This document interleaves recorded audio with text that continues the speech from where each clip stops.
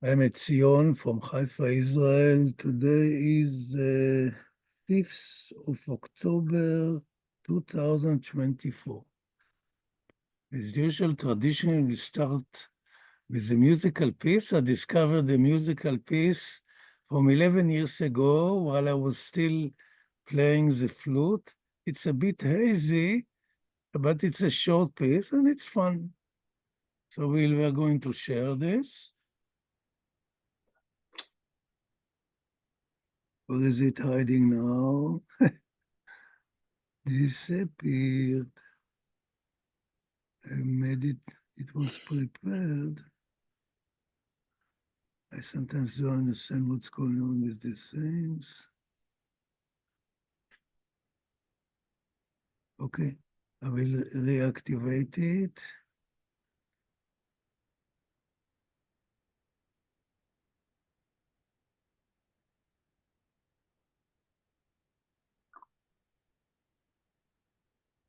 Just a minute, I will have to reactivate this session.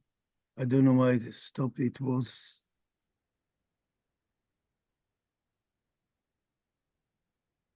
this computer. Here it is.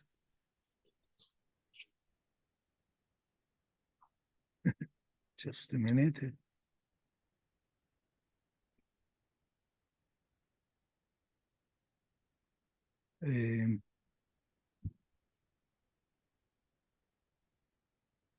And all this is so complicated, all this Zoom thing. There it is. This is from 11 years ago.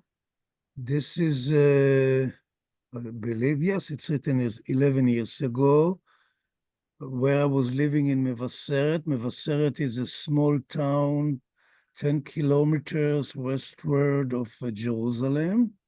And you can see me here. It's a bit, recording was not so great. This is a school. This is a happy Hanukkah. Hanukkah, you know, is like a Jewish Diwali. And we were practicing.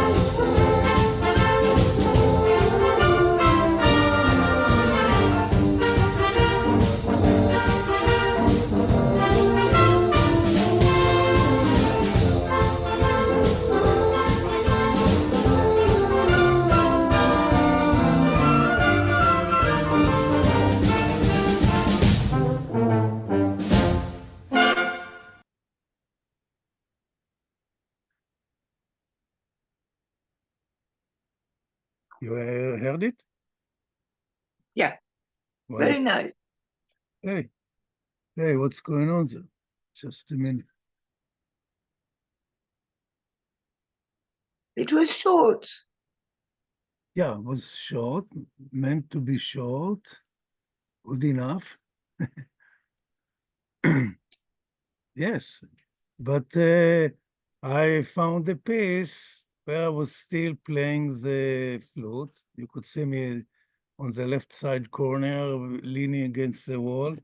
I have been playing the flute since 72. Then I studied, moved to more serious studies. I studied the piano for 5 years, and about 10, 11 years ago, I started to practice the bassoon. And today I'm practicing the bassoon. which is a great fun. But the truth is, both instruments are very challenging. To play the flute cleanly, fast on the high notes is a very serious challenge. And the bassoon has his own challenges.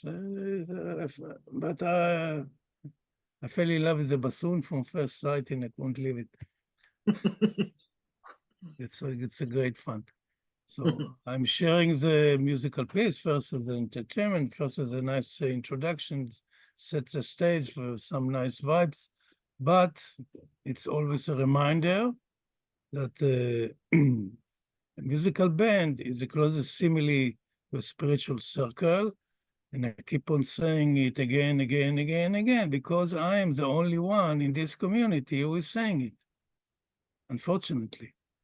And if you, my dear brothers and sisters, are not going to gear in and get it restarted, I'll tell you what Baba explained to me. The very fact we have non-stop wars on earth is due to the fact that spiritual people who we are, myself and others, he told me one of my first insights, he was telling me, you're already in 74. You are the cause of the war. And I was totally shocked. I freaked out. What am I doing? I'm just the lowest guy, no politician, the lowest guy in the army. What can I do? Said, you are responsible. It is always due to the that we don't do our spiritual work properly. And when I say to Baba lovers or others, they say, I'm mad. and the message has been, as long as we don't, through the spiritual circles, when it reaches a certain point, then we develop what we call the spiritual government on earth, which would redirect humanity to work properly and again, minimize non-natural sanskaras, will teach humanity how to work properly with minimal pain, which is the state of the Garden of Eden. And we are not doing it, and we keep on complaining. So that's a tragedy of humanity, and I'm stunned again and again. My spiritual friends, not only the Baba lovers, but other communities as well, which I have been engaged with over the years, nobody is saying it. Even though very small circles here on Earth, there on Earth, small pockets, who are doing such coordinated group work, group spiritual work, and you have the spiritual cycle. You have to be focused on the divine beloved, and you need a conductor. Somebody has to bring it to focus. You cannot bring 30, 40 people to focus without a point of a directive point. These are basics, like the atoms, the solar system, the galaxies. They're always a center, and everything rotates around the center. And sometimes each one of us behaves like a center and behaves like a satellite. Depends on the situation. Sometimes I'm the boss. Sometimes I'm the servant. Depends whatever the situation is. We actually doing these issues on both sides non-stop. Okay. So that's my initial lecture for the morning. Well, I'm keeping it's like dripping water on a stone. If you drip a drop, I think Baba said it, if you drip a drop on a heavy stone, a drop every 1,000 years, eventually the stone will vanish. So maybe he gave the simile of an eagle coming and waving its wings over a top mountain. And he said, to understand what is infinitude, that if the eagle would come every 1,000 years and just sit on the top of the mountain and wave its wings, eventually the mountain will disappear. And this might take, just imagine, each time he removes one atom of the This gives us some understanding about the infinitude. Okay. So after this, we'll share now the book of Genesis traditionally. Continue dealing with this topic. And this is the headlines of these meetings, book of Genesis. And after that, I might speak a little bit on this situation in the Middle East. I'll bring a quote, a little article which I wrote more than 40 years ago, where a few times I wanted to share it, but now I found it and it is on the queue of sharing.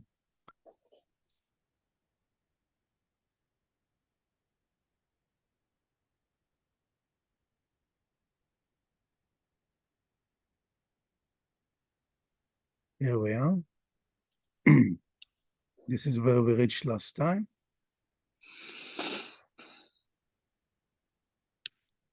Just a minute, I will erase the yellow.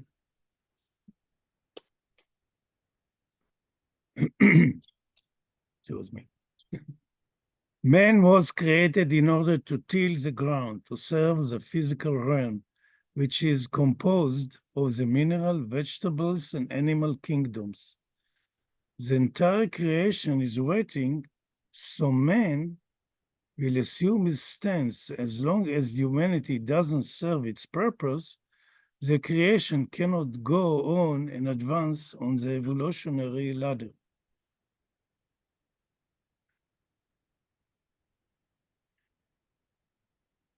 The physical person contains all the elements of creation with consciousness that enables him to fulfill his role on earth. And here comes the question, what is the role of man on earth? For what purpose does he exist?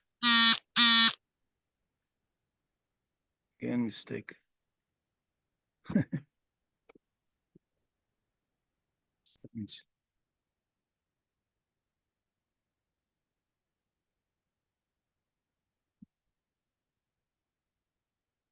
It's okay. While reading the material loudly, that's the best way of checking the material. Yeah. A sophisticated animal who can produce thoughts and build tools which support his life on earth, or that he has to till the ground to serve all that exists.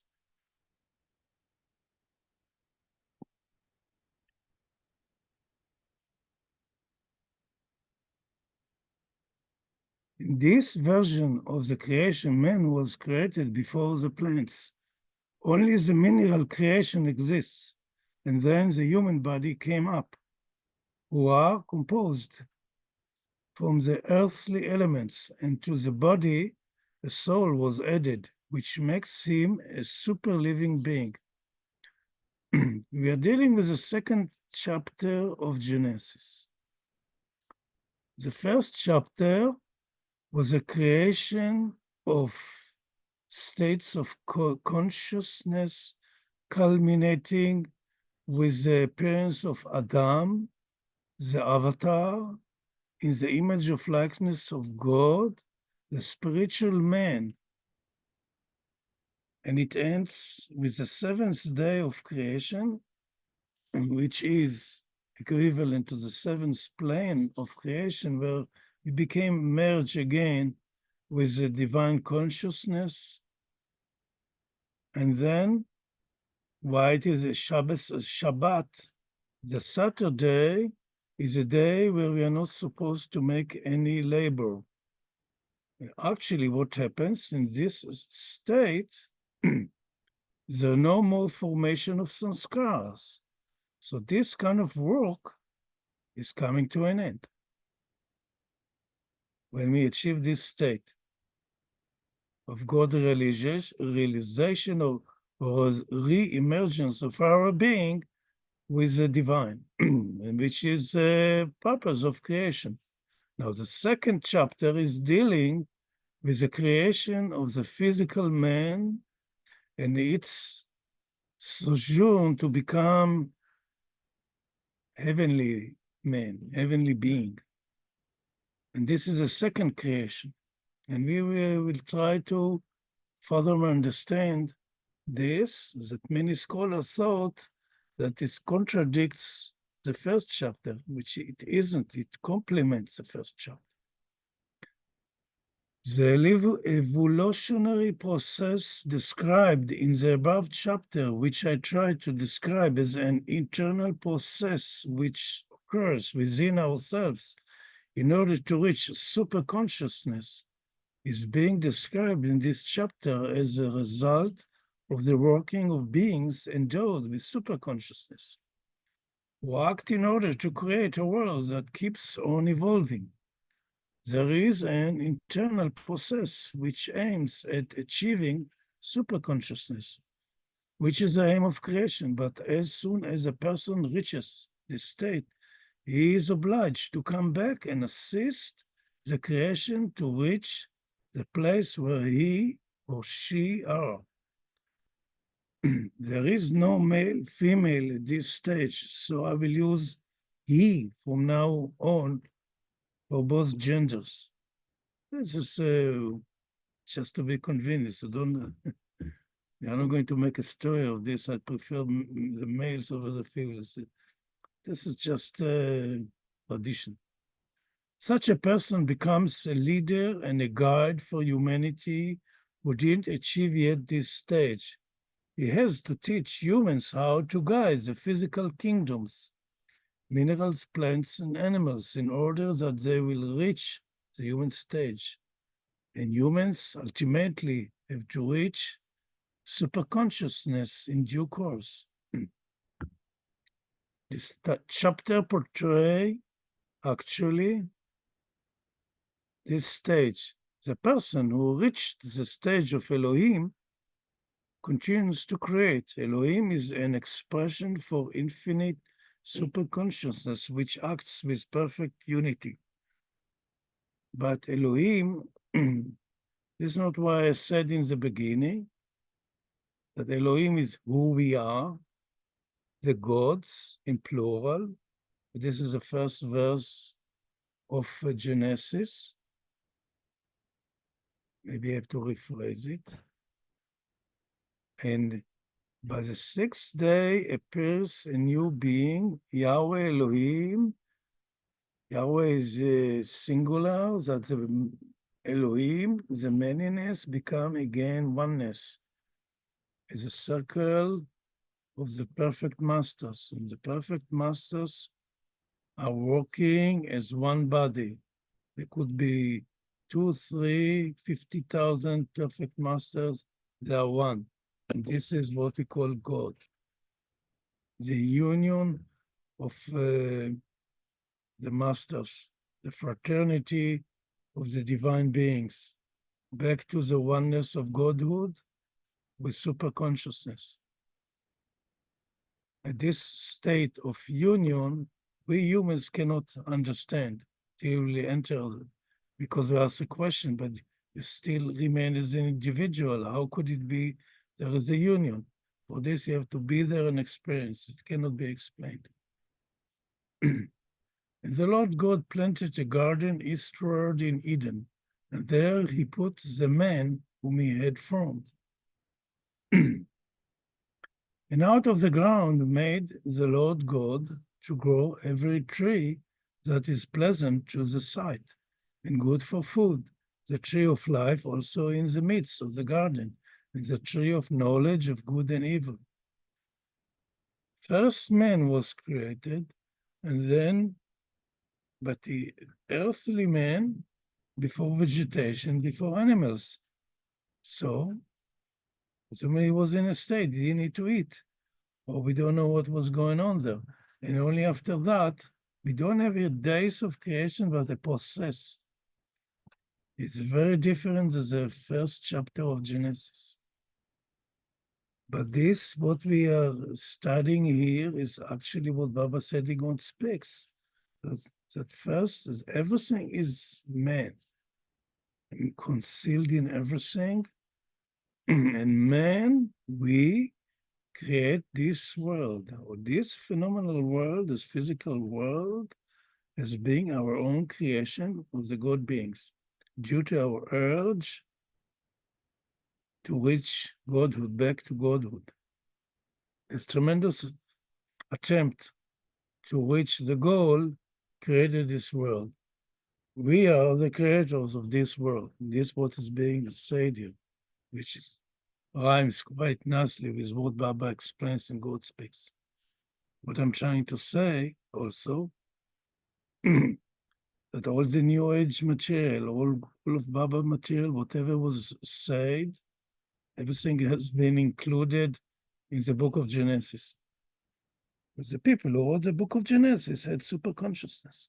They knew there's the knowledge, what Baba gave this Advent, it's the same knowledge which was all along the spiritual evolution, the past billions of years, whatever that time means.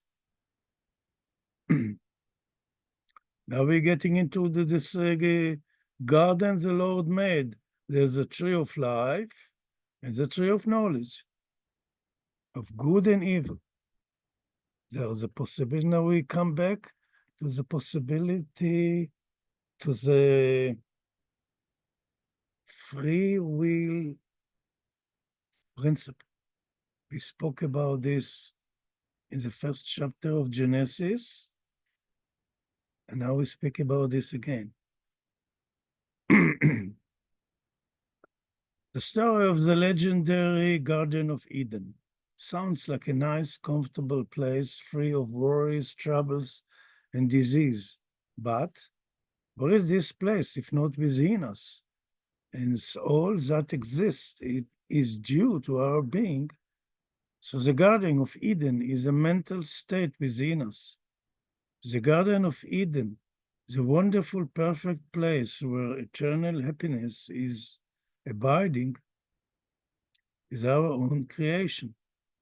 The Garden of Eden consciousness is consciousness focused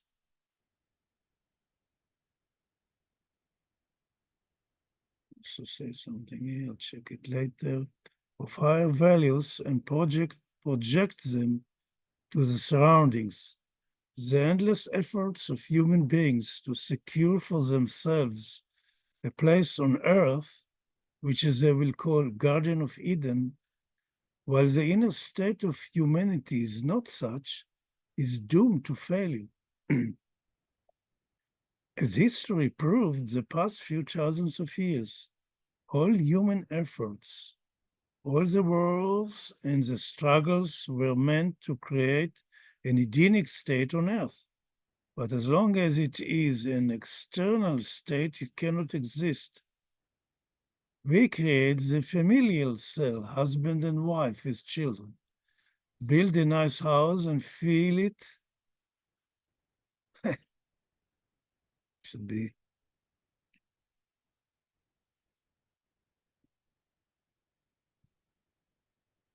amazing. Fill it with nice instruments, pets, flowers, and trees by the internal force from the subconscious passion to produce the Edenic state in our lives on earth.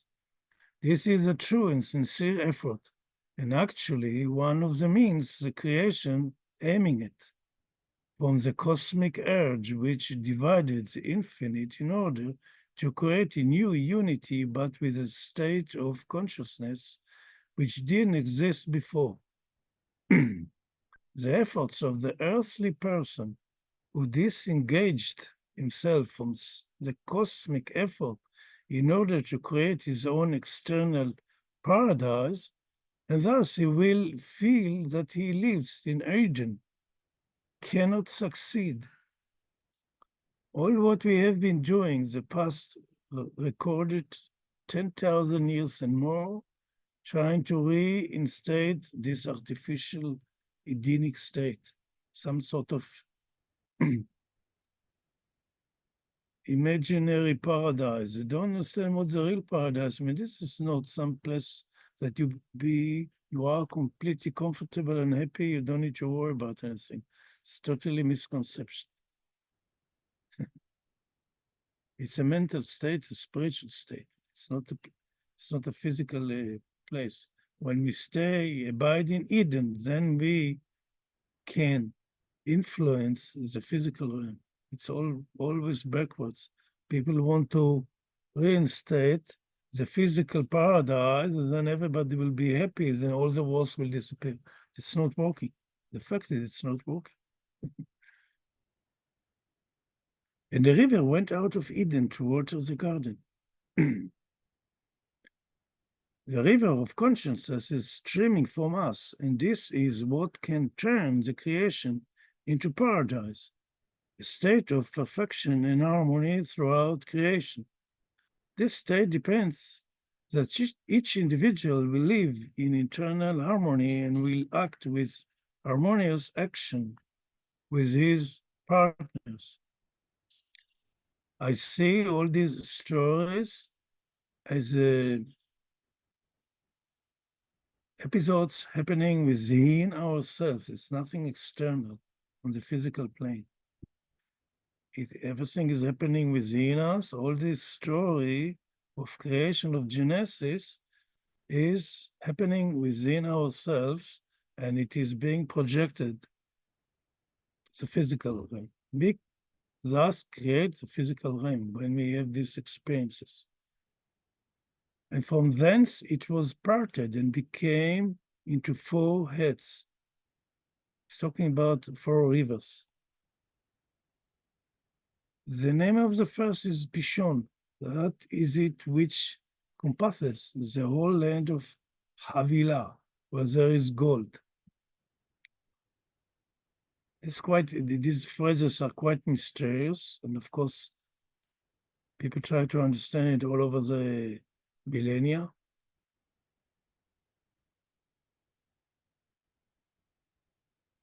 And this place, Pishon, is the name of a river. And the gold of that land is good.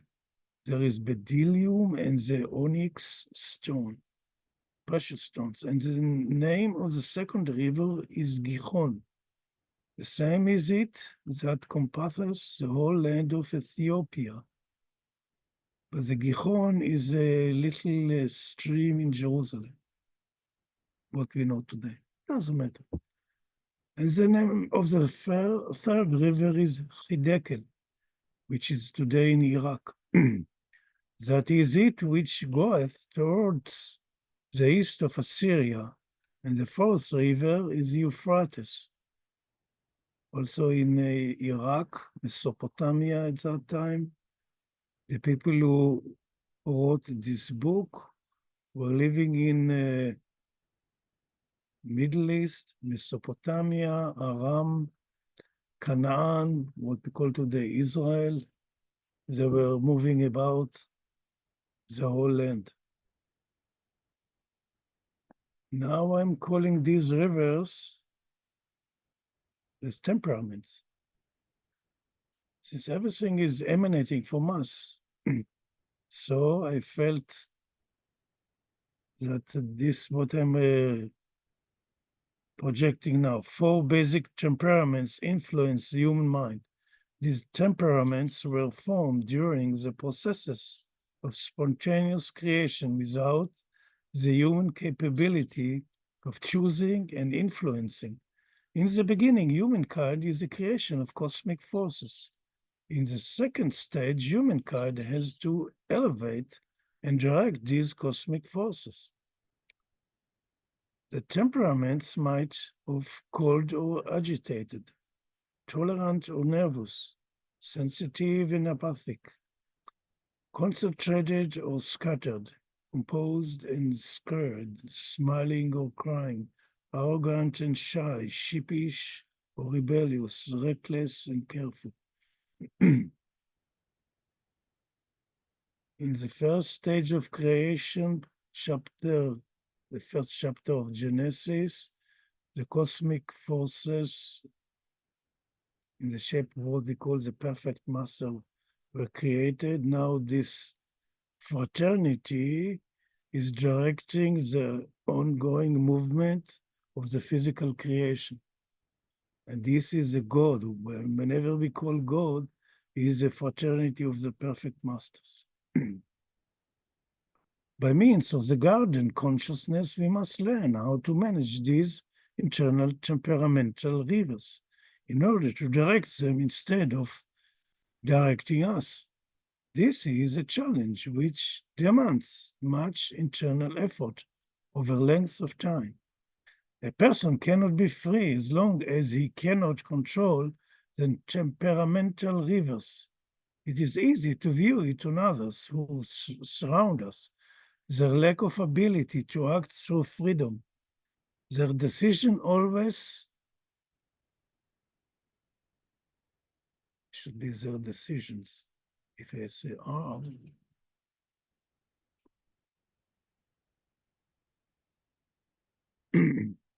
their decisions always are being influenced by selfish internal motives. Planet Earth is being divided principally to a hot side and a cold side. The poles are cold and the equator is hot. We take a bodily form on Earth. The planet is a living entity just the same. All that exists is alive.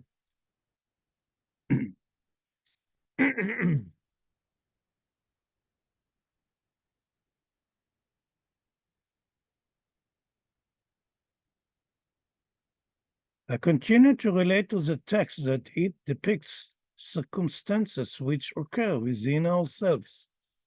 Why do I relate to the four rivers as temperaments?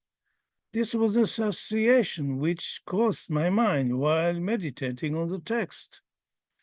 The text is pliable in the eyes of the beholder.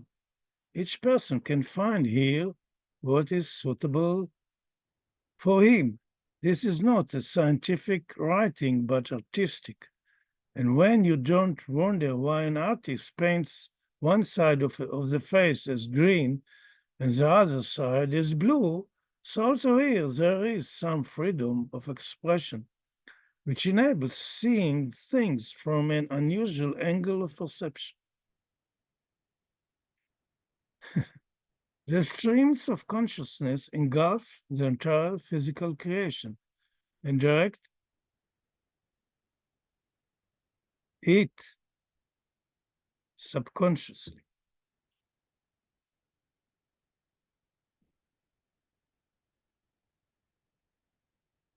Okay. These sessions help me to improve the text. Thank you very much. Our lives being anchored in the garden state influence the environment and turn the coarse minerals to higher and loftier beings. Their essence is being expressed as precious metals like gold and crystals. They are consolidations of states of consciousness of persons who were endowed with superconsciousness. Pure and exalted thoughts materialize as gold and precious stones. Science, of course, will trash this as nonsense. But the point is to evoke within ourselves the understanding that our actions have real physical implications on Earth. We have the power to create. We create thoughts. This also called science can see. What is gold? A precious metal that nothing can affect it. You can grind it, burn it, but it will be always what it is, unaffected. Where is the issue of good or bad for mineral, for metal? The point is from where it springs, from the internal Edenic state within us, or the lack of such a state, and its characteristics are selfishness, greed, and domineering.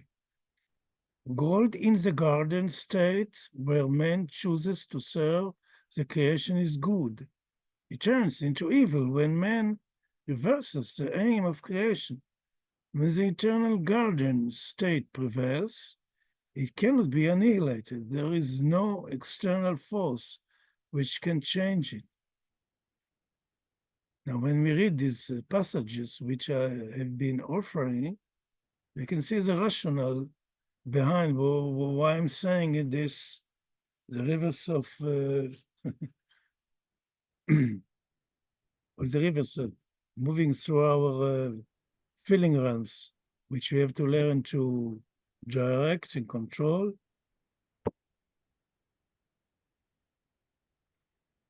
And thus will become free. And the Lord God took the man and put him into the Garden of Eden to dress it and to keep it.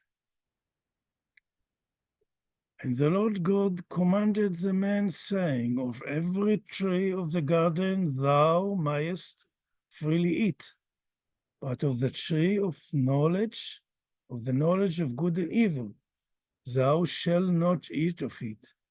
For in the day that thou eatest thereof, thou shalt surely die. This is the main sentence, the main crucial sentence of the entire book of Genesis. We went to Eden, Garden of Eden in the physical realm. In the physical realm, we were placed in the garden of heaven with some warnings. And as you know, when you warn somebody not to do this, for sure he will do this. If God forbade us to eat from the tree of the good and evil, then he knew that for sure we will become curious and we will eat it. So he actually created a temptation for us. And there is a deep reason why this has been happening. It's a very long story, and I think we'll continue touching this, I call it, this Agatha Christie novel. All the time we encounter again and again all kinds of unexpected issues. Even many of us read these stories, but it is quite different from this perspective. And next time we'll continue dealing with all this. I will try to understand what is hiding behind all this.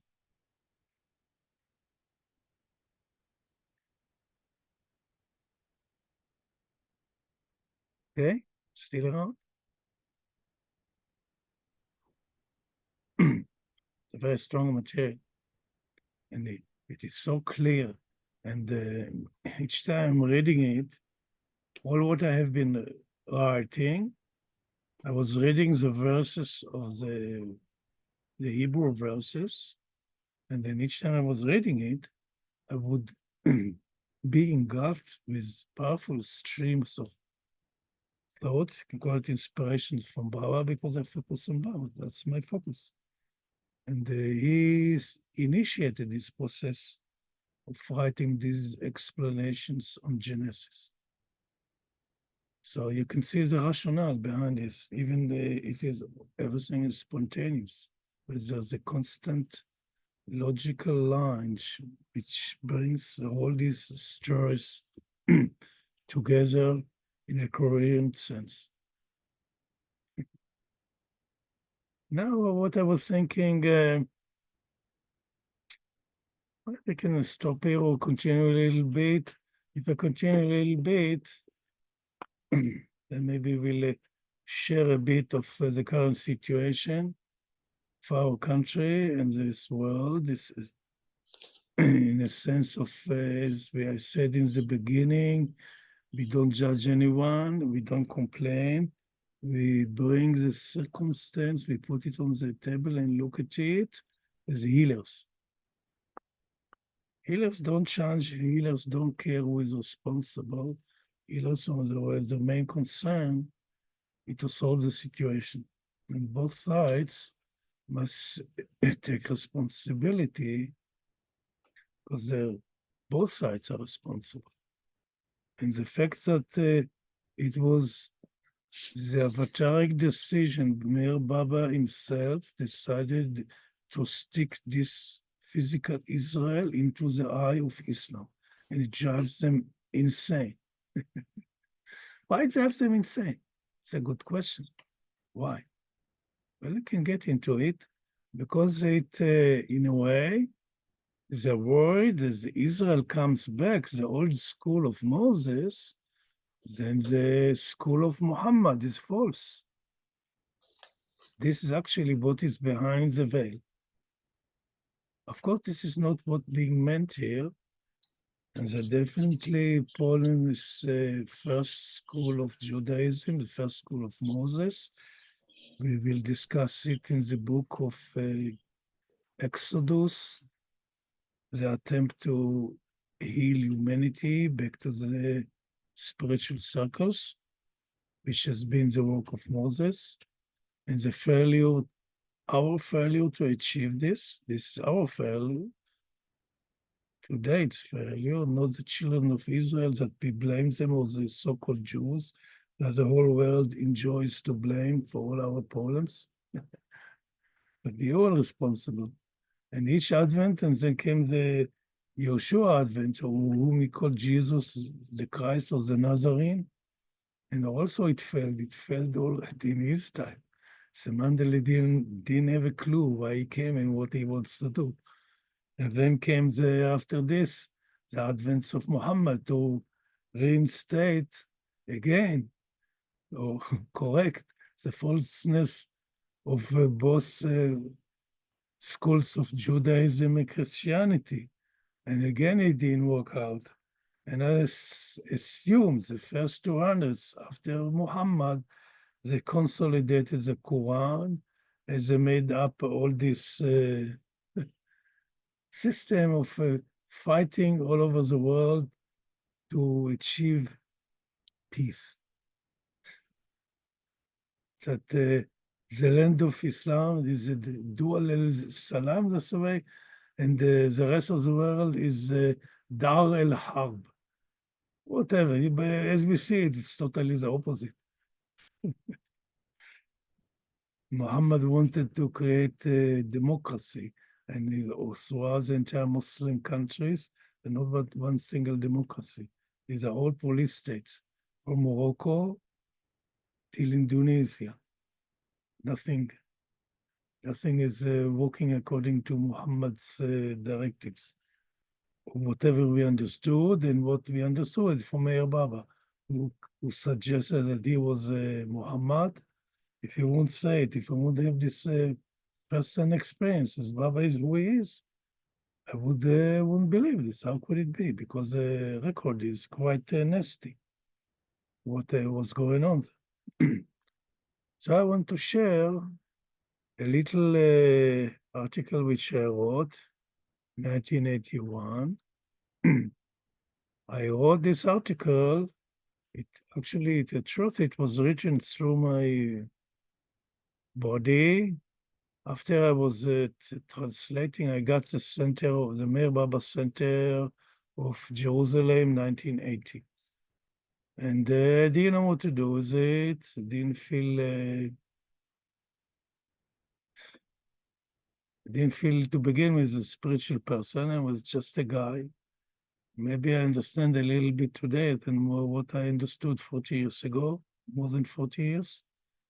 Or I know how to express over the years. I had to undergo some training for this. And but honestly, I didn't know what to do with it, and I didn't want to get involved with this. So under Baba's influence and directives, slowly I started to being trained how to do some work in this realm as he wished. And I translated the book. I felt the urge to do something. And I looked at the Baba library, which filled in an entire wall in my apartment. And the book which popped into my hand was Meherabad Onward. This is a brochure which was published by the Pune Center during the 70s, I believe, based on Baba's teachings. By the time, 1980, 81, I may have been quite a veteran of many wars, going to wars under Baba's directives, and he gave me quite tutorial to understand what is the purpose of war. And its origin. Basically, I said before, this is the last chance for the egoist to lose his egoism. If you clearly can get killed in the war, most of your sanskars are being erased due to this tremendous shock. You are a young person, not due to die in brackets. Of course, Avatar knows that nobody dies and become again and again. But he wants us, the war is a human invention, not God didn't invent any war. So this is our invention because we are capable of doing it, due to the fact that we ate from the tree of good and evil. We ate good and evil without knowledge, without true knowledge. That has been the problem. So we have created wars. This phenomenon created the wars. In order to rectify, to alleviate it, or stop it, we have to assume our spiritual position. Cyril shares this. By the end of the work of translation, I felt my hands were seized by a force and my hands started to write automatically. What I'm going to read now, it came through automatic writing by the Avatar himself. For the simple reason, where is it now?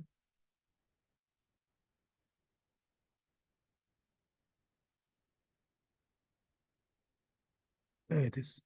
Huh. Managed to come up. The last time it didn't want to come up so well. This, the article I wrote, 1981. And the date is important. February 7th is when the body of Baba was interred. And when I wrote it, or when it was written, it was sharp midnight after 2 weeks of non-stop work of working on the translation of this booklet. I think at that 2 weeks, I was working non-stop, and I think I never, maybe very little, had very little sleep at that time. On Israelis and Arabs, or Ishmaelis. Ishmael is the father of the Arabs, the son of Abraham. Talking about the two sons of Lord Abraham, the Avatar, who came to reinstate the basic family of humanity, which will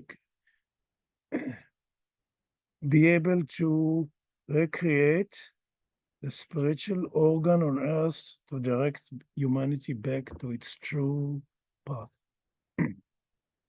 This article has nothing to do with the nations who live in the Middle East and have conflict over territories. It meant the spiritual purpose behind the people and is relevant to all people everywhere.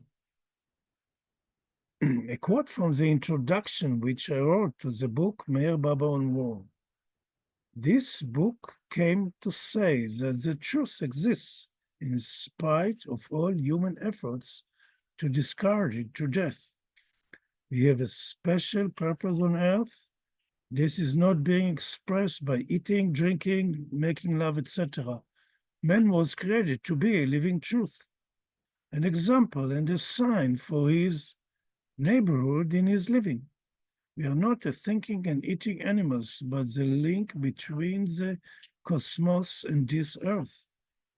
This land, which was created to enable endless creatures to evolve on the path of infinite states of consciousness under the supervision of humankind, till the final perfect state through which the Creator himself is being revealed on earth as a perfect being endowed with ultimate infinite consciousness.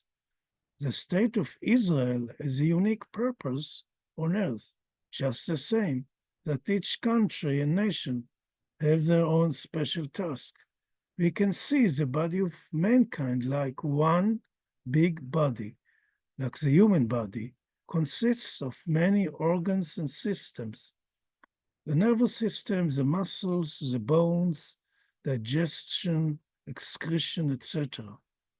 In the living body, we can note two major systems, control and command. or the system of the brain and the nerves, and the system of operation and work, the muscles. The place of this land is in the control mechanism of the planetary body and serves as its one of its main purposes. This is not a shelter for persecuted people, but a very special organ. The existence of this organ depends on its components. The human beings, each one of them, is like one cell in the body. These cannot survive by their single efforts, but as one harmonious whole. If we will give a momentary look at the daily living, we will see a dense soup of endless individuals who don't know why they exist and what is their destiny. So leadership is needed. Those individuals who are endowed with greater and deeper understanding, who know what is their task and how to execute it. The task today is to shape the general body and channel it to the direction which will bring healing and harmonious, correct living.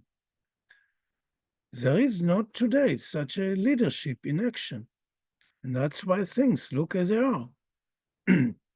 This book is being dedicated to this potential leadership which exists in this country, to those people who know why they live here, who can transcend beyond the feeling of one lonely small person, and who sees themselves as part and parcel of the creation and beyond. If this leadership won't take on itself the responsibility which is being placed on it, life won't be able to continue to exist. If this country won't come back and take its correct stance in the body of humankind, it won't be able to exist, and this will be the fate of all life on earth. Today, the body of humankind is like a rotten, decaying body which is trying by all means to postpone its moment of dying. If life continues and the body of humankind will receive its anticipated healing, it depends if those mentioned will rise up and fulfill their duties for which they were created. The special body that the people who live here were destined to create consists of two components that cannot function without the other, like the two chambers of the heart. There is no existence for the heart without its two chambers. Imagine to yourself that one chamber gets jealous at the other and tries to throw it outside, as if saying, "This heart is mine. It is mine inheritance." If it will succeed, it will sentence itself to death. Likewise, this organ consists of two big units, Jews and Arabs, what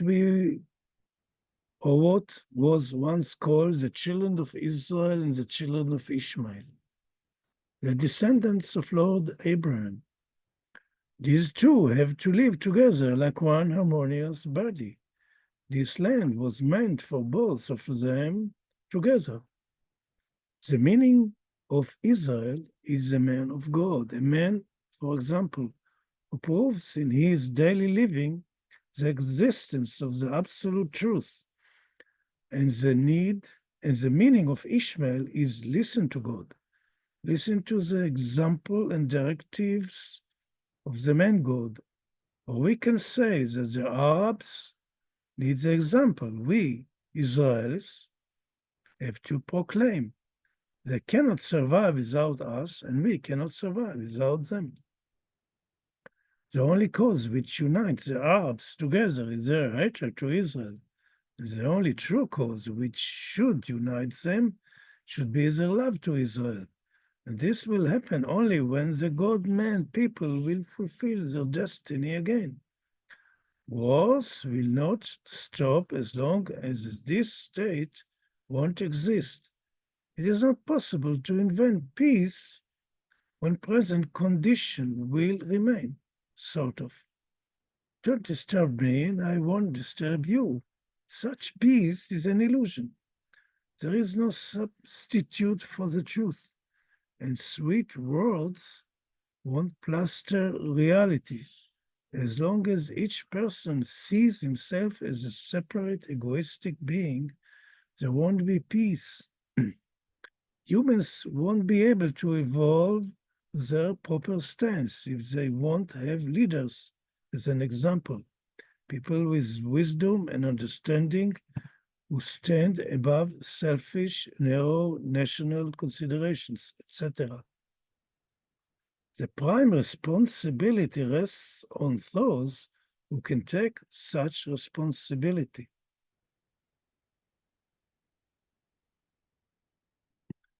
I don't believe that I wrote it 43 years ago. And I'm telling you honestly, while before writing it, I didn't have a clue about this. Didn't have any such spiritual understanding whatsoever. You can say, well, you wrote what you're understanding. There is a thing. I didn't have any understanding whatsoever at all about this issue. It was totally new to me. All what was written there. And what I'm saying today is all based on that initiation. Came from the Avatar, who wrote it by his hands, not mine, using my hands. He was holding me. I could feel the indentation of invisible. I looked like this. What's going on? My hands, I could feel the indentation. The hand was writing by itself. I never had such experience before. I had all kinds of unusual experiences. Since I experienced even a split of a second his divine being when he first he came to my life, all other experiences looked to me as futile, as nothing in comparison. So I never wrote a diary. If I would have written a diary, there were all kinds of unusual circumstances. And the experience before that was being held. I had to deal with some amazing, very powerful, dangerous sanskaras under his command. At a certain point, as I mentioned before, Baba started to teach me how to deal with sanskara in 1976. And I was starting under his guidance to deal with this, which actually taking it to myself and give it to him. But then he turned his key on after a couple of years, and he started to push out the most frightening, unbelievable sanskars in the form of horrendous creatures and demons. It's really scary. And it was being held, so I will not back off. And he kept on being pounding me, keep on walking, keep on, don't stop, don't stop. As soon as you stop, these demons go back to the subconscious mind and stays there. And this is a condition of humanity. And it's our subconscious mind. I call it subconscious mind because we have this reservoir of experiences which is not accessible. Reservoir of experiences because the subconscious mind. I can go back to the age 6, 7, remember some of my past experiences. I can remember what I've done yesterday. All this is the immediate, accessible, subconscious mind. And the conscious mind, the alert, with which we communicate. And all of us had to undergo endless periods of ignorance, and who knows what we have done. We have to be dinosaurs. We have done all these horrible things. We've been to wars. We committed what we call crimes, and everything has to come to the surface and be annihilated. So I had to undergo such a wild process of annihilation. And presumably for his own reasons, he turned on the fire to the extreme beyond human endurance. So he had to hold me. I was being held. I could feel. It was before this experience I wrote these stories. I don't want to share it. There's no big secret about this. Also, I shared it in the past. And if I share it, it's to encourage people to take the plunge. Take the plunge. You focus on the beloved. Trust him. Dive to the deep ocean and don't find comfort on the safety of the shore, says Baba. Baba explains very well in God's specs how the aspirants looking for the comfortable beach and the stay there instead of plunging to the ocean and dive out the pearl, risking their lives supposedly. And he says that it's also dying a million times in jumping again to the ocean and be drawn until eventually you will dive deep enough and have the breath control enough and you get the pearl. That's how it goes. There are no free meals. I don't know if I reached this pearl or not, but I don't care. But I know that I had to undergo this very severe training. Was crucial. And I remain the same human being. Okay. I think we had a nice sharing till now. Quite full and interesting, I believe. I notice even this is 10 in the morning in Israel. Now it's 9:30. yes, now it's 11:30 in Israel.